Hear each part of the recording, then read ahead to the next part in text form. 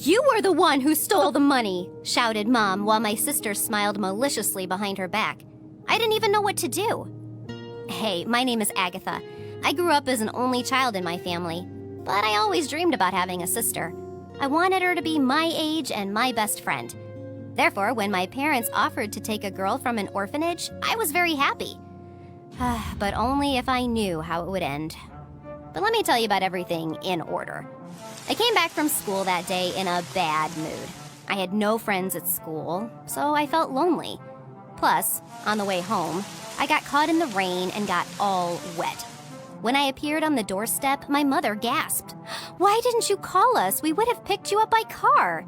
But Dad intervened. "Honey, we've been busy. It was necessary to just call a taxi. Next time in this kind of weather, do it."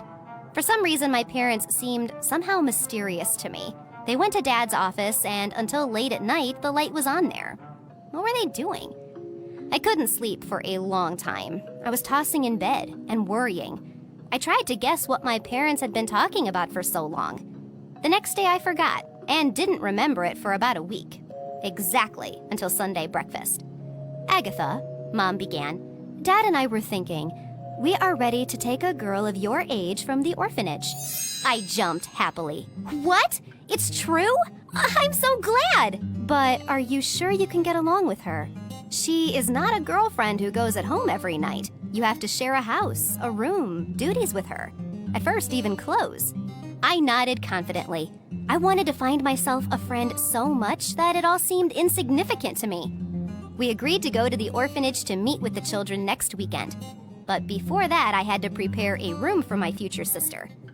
My parents decided to give her a room, which had been empty for a long time. I started cleaning. After spending the whole day with this, I finally fell asleep. Fortunately, my mother woke me up. I did my homework that night, constantly yawning and dropping my head on a notebook. I spent a whole week helping my parents with the preparations. In joyful anticipation, I could not find a place for myself. On the day of the trip to the orphanage, it started raining. For some reason, this alarmed me. I looked up at the cloudy sky, and it seemed like a bad sign. We got into the car and hit the road. The orphans lived in a large house. Surprisingly, it didn't look as dark as I imagined, although the rain added drama on the environment. We climbed the stairs and hurried to hide from the rain indoors. The headmistress was already waiting for us. We met several girls around my age in one of the rooms. We would take one of them out of here. For some reason, we all liked the one that sat in the middle. She was quite talkative, often smiled, and in general seemed very sweet and kind. So my parents and I decided that it was she who would become our new family member. The girl was very happy with our decision. She jumped up, clapping her hands. "Finally, I have a family," she sighed happily. My parents signed all the necessary documents, and we went home. Sarah burst into tears when she saw our house. "Will I live here?" she asked. "Will this be my house too?" Dad nodded, smiling sweetly. Mom was also moved and came up to hug us. Sarah and I went to the second floor to get to know each other better. First, I showed my new sister her room, because of which she was in delight. She gingerly touched the bed and wardrobes as if still she couldn't believe her eyes. My parents and I did not live very richly, but for my sister, even this setting was splendid. Then, putting a few of her things on the shelves, we went to my room. We sat on my bed opposite each other. There was an awkward silence. We just stared at each other for a while, and then I offered to do her makeup. Usually, I would not allow anyone to touch my treasures, but for the sake of a good relationship with my sister, I was ready to act on principles. I started putting concealer on my sister's face, at the same time asking about everything in the world. "What do you like to do? Do you have girlfriends in the orphanage? Have you ever been to the cinema?" Sarah smiled awkwardly. "Well," she held out, "we didn't have the opportunity to go to the cinema. There is barely enough money in the orphanage for clothes and food, so our entertainments were pillow fights and drawing in old notebooks." "Then we will go somewhere next weekend. Where do you want to go? In a cafe? In a cinema?" In general, we had fun and even found mutual language. An hour later, we communicated so well that I touched on a rather personal topic. "Did you have a boyfriend?" Sarah shook her head. "No, I had not. Unfortunately, in the orphanage, we were forbidden to communicate with boys." I widened my eyes. It was amazing and joyful at the same time. I felt like a real big sister, which would show Sarah the real life. In my dreams, I was already choosing an outfit for her for a date with a handsome guy, as in all these TV series about teenagers. I was happy. It seemed to me that this is exactly what I wanted, and everything was really good. Until a certain point. Things went awry that day. Honey, do you know where the money went? Monday morning began with this question. A rather large amount of money that my parents had set aside for a new refrigerator disappeared somewhere.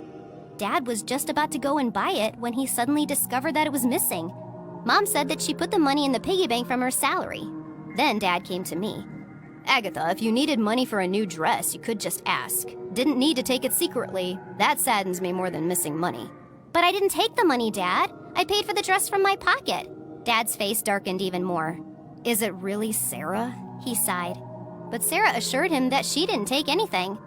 My parents were very confused. No one understood where the money could go, and it bothered everyone. If a thief got into the house, he would steal something else as well. So someone from the family was to blame. Everyone looked at each other, not knowing what to think. Okay, Dad said, we'll figure it out later.